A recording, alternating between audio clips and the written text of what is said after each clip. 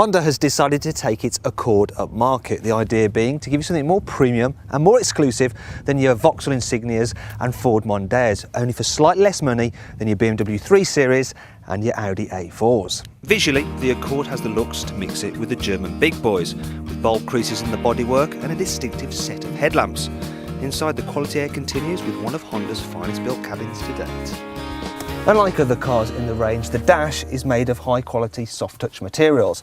I really like the damp feeling of the indicator stalks, and everything has that beautiful Honda feeling of solidity. It's decent practicality too. We've got a couple of cup holders there. Now you can use that for storing your Coke cans.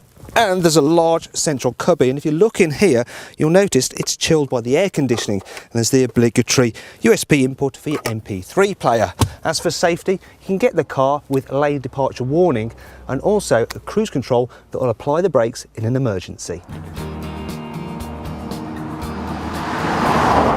So then, what is the Accord like to drive? Well, I think the best way to sum it up is relaxing. The 2.2 litre diesel in this car is effortless. The 6-speed manual gearbox is one of the best in the business. The seats are extremely comfortable. The driving position is spot on, and all-round visibility is perfect.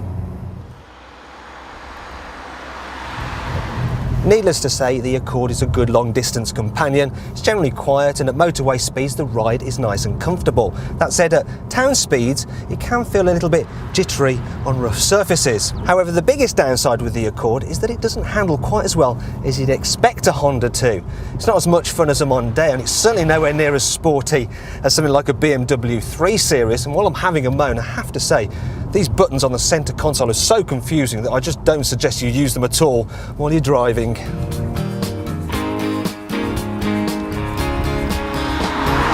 And then there's the rear passenger space. I'm not going to claim that the Accord is tiny in the back, because it's not. However, it's not as big as something like a Toyota Avensis. Also, I think that the passenger footwell here is a little bit cramped. And then there's the boot. It's not exactly small, but the capacity is still around 100 litres less than the VW Passats.